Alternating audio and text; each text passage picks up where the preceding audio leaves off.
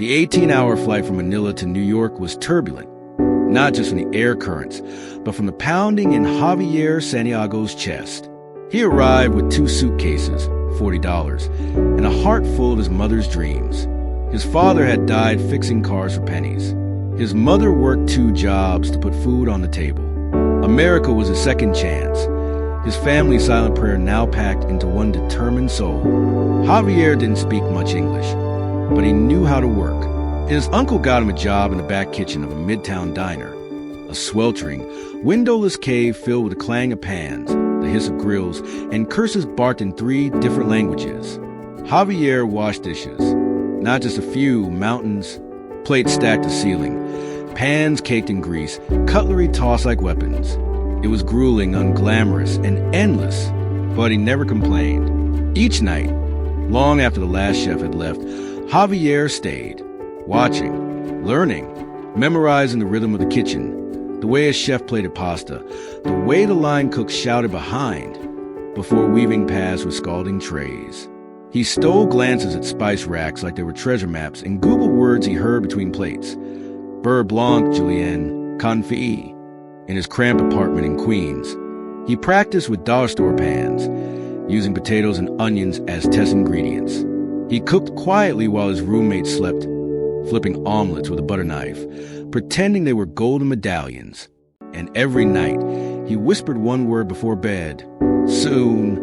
One night, chaos erupted. The sous chef walked out after a screaming match with the owner, leaving the line shorthanded during a packed dinner rush. The manager looked around, desperate. "I can cook," Javier said, surprising even himself. Laughter, then silence, then a shrug. "You burn one dish, you're out." He stepped onto the line, like a soldier going to war. The grill hissed. The orders flew in. His hands shook at first, but then something clicked. His muscle memory took over. He knew the timing, the flavors, the feel of a medium-rare steak. He cooked like he had practiced 1,000 nights in secret. By midnight, the owner clapped him on the back. "You saved our ass, kid." From that night, he was no longer just a dishwasher. Javier began training formally. He took culinary classes in the mornings and worked at night. He saved every penny, sending half to his mother and keeping the rest in a tattered envelope labeled Dream. He worked in diners, bistros, food trucks, and even a retirement home kitchen. Every new job brought lessons: speed, quality, waste control, diplomacy. He learned to taste without touching, to balance salt like emotion, to treat every plate like it could change someone's day. But the road wasn't smooth. He was mocked for his accent, passed over for promotions, told he'd never make it past line cook.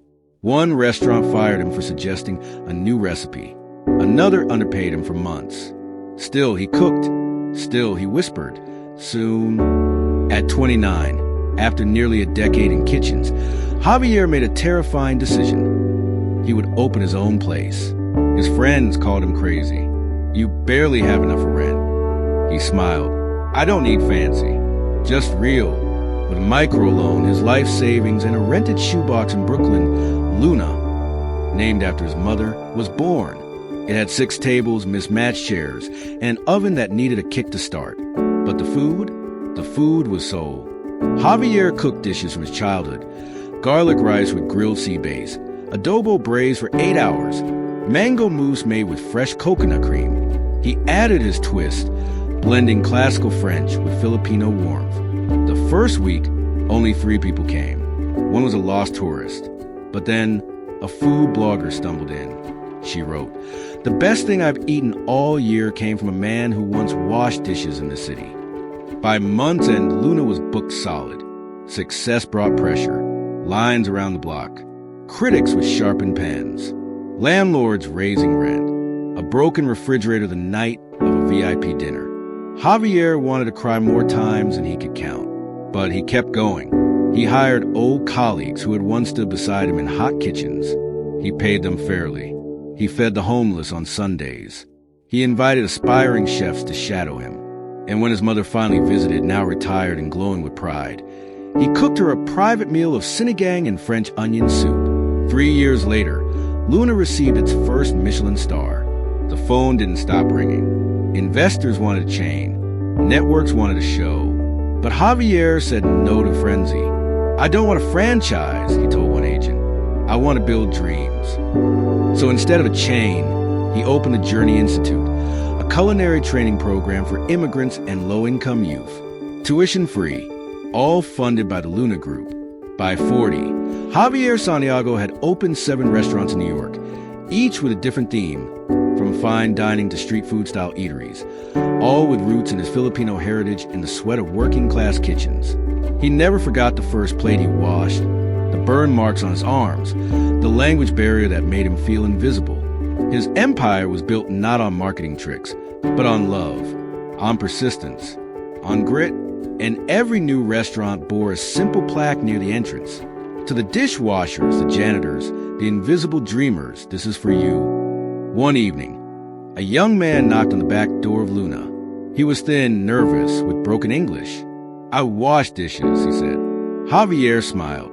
Come in. He handed the boy an apron and showed him the sink. Remember, he said gently, every great story starts here. And as the kitchen bustled around them, Javier glanced up at the stars above New York, whispering once more, this is just the beginning.